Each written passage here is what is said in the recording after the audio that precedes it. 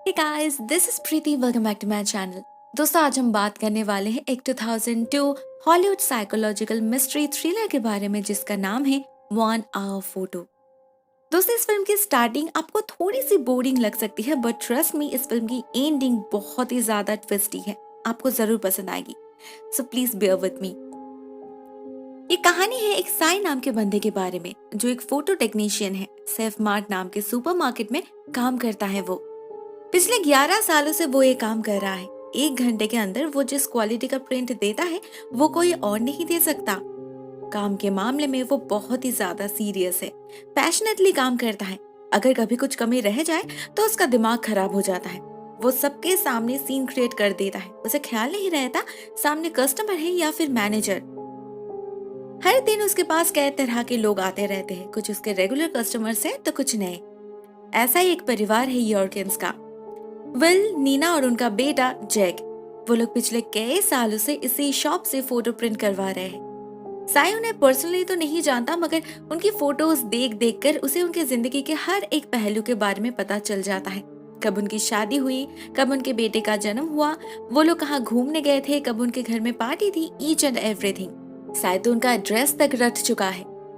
एक दिन ऐसे ही जब नीना और जैक कुछ फोटोज प्रिंट करवाने आते हैं, साई उन्हें एक स्पेशल डिस्काउंट देता है। साथ में जैक को एक छोटा सा कैमरा भी गिफ्ट करता है एज हिज बर्थडे प्रेजेंट।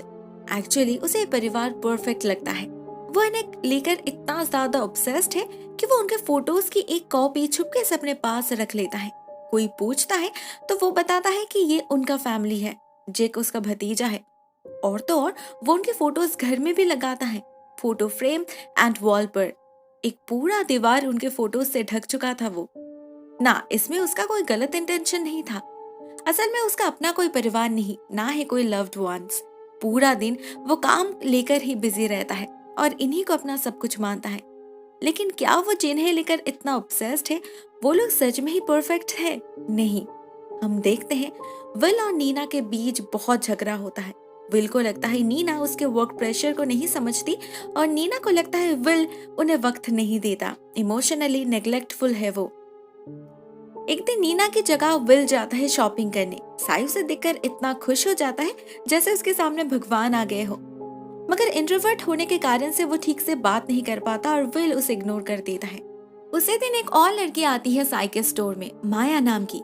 वो पहली बार आई थी, फिर भी न जाने कि उसका चेहरा साई को बहुत ही ज्यादा जाना पहचाना सा लग रहा था। शायद कुछ देर सोचने पर उसे याद आ जाता, मगर वो उतना ध्यान नहीं देता। उसका कंप्लीट फोकस था यॉर्किंस फैमिली के ऊपर। हम देखते हैं साई का ऑब्सेशन डे बाय डे बढ़ता ही जा रहा था। वो लोगों से एक पर्सनल कनेक्शन बनाने की कोशिश में था, लेकिन उसका तरीका बहुत क्रीपी था। वो उन लोगों को स्टॉक करने लगा था। उनका रहन सहन, लाइफस्टाइल, नीना कौन सी किताब पढ़ती है, जेक को कौन सा खिलौना पसंद है, सब पता लगाता है वो। एक दिन वो जेक का मैच देखने जाता है।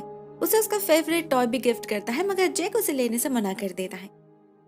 दूसरे दिन वो पीछा करता है नीना का। उसे पता था वो कहाँ जाती है शॉपिंग करने, मगर इस बार भी वो ठीक तरह से इंटरेक्ट नहीं कर पाता। नीना बस निकल ही रही थी कि वो एक किताब निकालकर पढ़ने लगता है। ये किताब नीना की फेवरेट है, तो ऑब्वियसली वो थोड़ी सी इम्प्रेस्ड हो जाती है और इस बहाने उन दोनों में कुछ बातचीत भी होती है। लेकिन बस इतना ही। साई को उनके फैमिली में एंट्री नहीं मिलती जैसा उसने सोचा था। वो जैक का अंकल बन नहीं पाता, उल्टा उसके लाइफ में एक डिजास्टर हो जाता है। सेफ मार्ट स्टोर का मैनेजर बिल बहुत दिनों से उसे नोटिस कर रहा था। उसका काम तो अच्छा है, कस्टमर सेटिस्फाइड भी है, मगर वो कुछ ज्यादा ही डिस्काउंट दे देता है अपने रेगुलर कस्टमर्स को, गिफ्ट्स भी देता है और सबके सामने सीन क्रिएट भी करता है। इस सब से उनका बिजनेस खराब हो रहा था। लेकिन जो सबसे बड़ी बात है वो ये है कि साई के नाम पे बहुत सारे अनअकाउंटेड प्रिंट्स लॉक्ड इन हुए हैं। इनका आधा तो वो कस्टमर्स को देता है, बाकी का क्या होता है कोई रिकॉर्ड नहीं।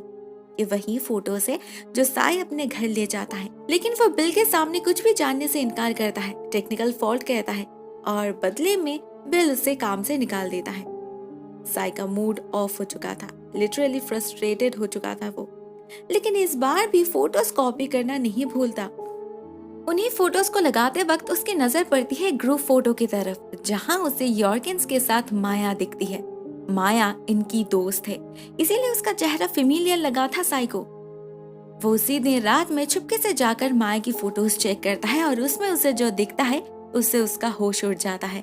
माया की फोटोज में विल के साथ उसके बहुत सारी इंटीमेट फोटोज थे। क्लियरली उन दोनों का अफेयर चल रहा था। विल नीना पर चीट कर रहा था। मतलब उनका फैमिली कोई परफेक्ट फैमिली नहीं है, वो सब कुछ सिर्फ साई की गलत फहमी थी। साई को बहुत बड़ा झटका लगता है। उसे जैसे यकीन ही नहीं हो रहा था, लेकिन वो अपने सपने को इतने आसानी से बिखरने नहीं देगा। वो नीना को इस बारे में बताने की डिसाइड करता है। नीना ने जो फोटोज प्रिंट करने के लिए दिया था वो उसके साथ इन फोटोज को भी रख देता है और फिर बाहर जाकर वेट करने लगता है उसका रिएक्शन देखने के लिए। मगर उसने जैसे सोचा था वैसा कुछ नहीं होता। नीना आती है, फोटोज कलेक्ट करती है, देखती है उन फोटोज को। हाँ, उसे खराब जरूर लगता है मगर उससे ज्यादा कुछ नहीं होता। साई उनके घर तक फॉलो करता है मगर वहां भी नीना बिल्कुल नॉर्मल बिहेव करती है, जैसे कुछ हुआ ही नहीं। साई बहुत ज्यादा फ्रस्ट्रेटेड हो चुका था। क्या नीना को इस सब के बारे में सब कुछ पहले से ही पता था? उनकी फैमिली कभी परफेक्ट फैमिली थी ही नहीं। साई डिसाइड करता है वो खुद ही इसका इलाज करेगा, लेकिन उसके लिए उसे मेंटल पीस की जरूरत है, प्लानिंग की जरूरत है। तो वो निकल पड़ता है अपने कैमरा के साथ कुछ रैंडम फोटोज क्लिक करने और नेक्स्ट डे उन्हीं फोटोज को प्रिंट करवाने वो जा पहुंचता है अपने पुराने ऑफिस में।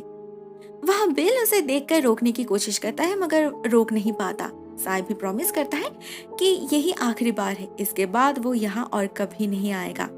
एक्चुअली जरूरत नहीं पड़ेगी क्योंकि यहाँ आने के पीछे उसका मकसद कुछ और है, जिसके बारे में बिल को कुछ ही देर में पता चल जाता है जब साई का कोवर्कर योशी उसके पास आता है साई के फोटोज के प्रिंट आउट लेकर। हमें पता चलता है साई ने उस दिन कोई रैंडम फोटोज क्लिक नहीं किया था, उसने बिल के घर के बाहर जाके उसके बेटी की फोटोज लिया था। क्या ये कोई वार्निंग है? God knows. लेकिन बिल सच में ही डर गया था। वैसे तो साई एक बहुत ही सीधा साधा इंसान है, किसी से पंगा नहीं लेता, मगर ऐसे लोगों के अंदर गुस्सा भी बहुत होता है। जब इनका दिमाग खराब हो जाता है ना, तो ये लोग बहुत कुछ कर सकते हैं।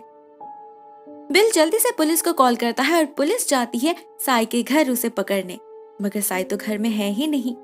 वो विल और माया का पीछा कर रहा था जो एक 5 स्टार होटल में जाकर रुके थे। साई पहले रिसेप्शन से जान लेता है माया बर्सन नाम से कोई बुकिंग है या नहीं। उसके बाद बहुत ही चालाकी से उन्हें कॉल करके उनका रूम नंबर पता कर लेता है और फिर रूम सर्विस में कॉल करके उनका लंच ऑर्डर कैंसिल कर देता है, जिससे उसके काम में कोई रुकावट ना आए। इसके बाद वो उसी फ्लोर पे एक कमरा बुक करता है और अपना प्लान एग्जीक्यूट करने के लिए तैयार होता है। At the same time police उसके घर तक पहुंच जाती है। उन्हें वहां यॉर्किन्स फैमिली की बहुत सारी फोटोज दिखती हैं और हर फोटो में विल का चेहरा स्क्रैच किया गया था। पुलिस के नजरों में ये एक लाइफ थ्रेट इंडिकेशन था। तो डिटेक्टिव जेम्स उसी वक्त नीना से मिलने जाते हैं और विल को घर बुलाने के लिए कहते हैं। नीना विल के ऑफिस में बहुत बार कॉल करती है मगर कोई सच बता नहीं रहा था। फाइनली जब नीना विल के असिस्टेंट से बात करती है, कहती है कि उसे माँ के बारे में सब कुछ पता है, तब जाके पुलिस को उस होटल का पता चलता है। मगर तब तक उधर साई अपना काम शुरू कर चुका था। उसे पता था विल और माया रूम नंबर 511 पे रुके हैं, तो साई सबसे पहले लुकिंग ग्लास को एक स्टिकर से कवर कर देता है। उसके बाद नॉक करता है दरवाजे पे। जैसे ही माया दरवाजा खोलती है, साई उसे धक्का देकर अंदर घुस जाता है। चाकू से डराकर उन्हें अपनी बात मनवाने पे मजबूर कर देता है। वो विल उसे पहचान नहीं पाता। उसे लगा ये कोई चोर या फिर ब्लैकमेलर है, तो वो उसे पैसों का लालच दिखाता है, मगर साई को तो कुछ और चाहिए था। वो उन्हें नेकेड होने के लिए कहता है और फिर वही सब करने के लिए कहता है जो करने वो लोग यहाँ आए थे। मतलब साई उन्हें इंटीमेट होने के लिए कह रहा था उसके सामने, मगर एक्चुअल में नहीं, उन्हें बस प्रिटेंड करना था साई उनके फोटोज क्लिक करेगा। उसके बातों से विल और माया की हालत खराब हो चुकी थी। उन्हें इतना ह्यूमिलिएशन फील हो रहा था कि माया रोने लगी थी और विल तो अपना मुंह कवर करने पे बिजी था। कुछ देर तक ऐसा ही चला। साई ने बहुत सारे फोटोज क्लिक कर लिया और फिर वापस आ गया अपने कमरे में, विच इज 519। दूसरी तरफ पुलिस भी होटल में पहुंच चुकी थी। रिसेप्शन में साई की तस्वीर दिखाकर उन्हें पता लग जाता है उसके रूम नंबर के बारे में, तो वो लोग उसी तरफ जाने लगते हैं। मगर साई को ऑलरेडी पुलिस कार की सायरन सुनाई दे चुकी थी। वो भागता है बाहर की तरफ। फ्रंट डोर पे तो पुलिस थी, तो वो किचन के रास्ते भागता है। ऊपर जब पुलिस को 519 में साइन नहीं मिलता तो वो लोग विल के कमरे में चेक करते हैं। वहाँ विल बिल्कुल स्टैचू बनकर बिस्तर के ऊपर बैठा था और माया बर्थ टब में बैठकर रो रही थी। दोनों ही इमोशनली डेवस्टेटेड हो चुके थे, टूट चुके थे पूरी तरीके से। आज जैसी ह्यूमिलिएशन पहले कभी नहीं हुई उनकी। उनसे बात करते वक्त ही पुलिस को इमरजेंसी एग्जिट वाली अलार्म सुनाई देती है।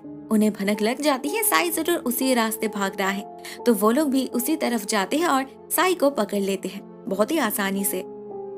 उसे पुलिस स्टेशन लाया जाता है इंटेरोगेशन के लिए, मगर उसका मोटिव किसी को समझ नहीं आ रहा था। डिटेक्टिव जेम्स उससे बात करने की कोशिश करते हैं, मगर साई कहता है उसने तो कुछ नहीं किया, सिर्फ कुछ फोटोज क्लिक किया है बस। वो उल्टा जेम्स से ही सवाल पूछने लगता है, क्या वो मैरिड है, क्या उसका परिवार है।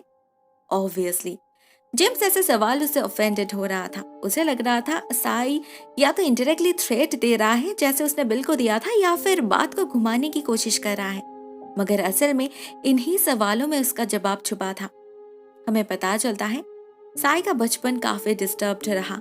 उसके पेरेंट्स अब्यूसिव थे, उसे मारते थे, फिजिकली मेंटली टॉर्चर करते थे उसके ऊपर हर रोज। मगर सिर्फ इतना ही नहीं, वो लोग साई के ऊपर सेक्सुअल अब्यूज भी करते थे, उसे नेकेड करके उसके फोटोज क्लिक करते थे। ऐसे एक्सपीरियंसेस किसी भी बच्चे के दिमाग पे गहरा असर डाल सकता है। साई के साथ भी यही हुआ। वो कभी भी इस ट्रॉमा से बाहर नहीं आ पाया।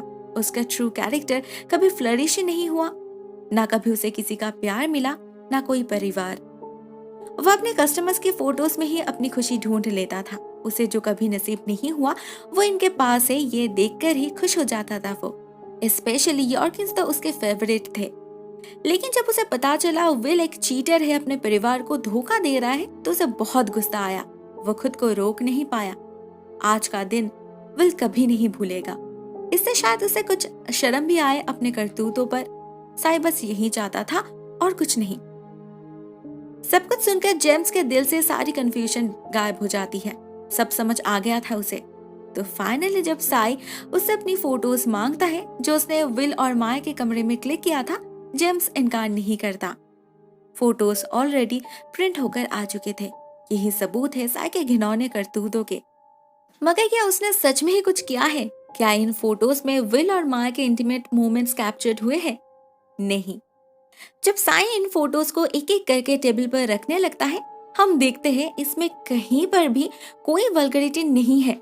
ये तो बहुत ही नॉर्मल ऑब्जेक्ट्स की फोटो है। असल में साई का इंटेंशन सिर्फ और सिर्फ उन्हें लेसन सिखाना था, डराना था, उन्हें साइकोलॉजिकली टॉर्चर करना था, जिससे उसे अपने ऊपर शर्म आए।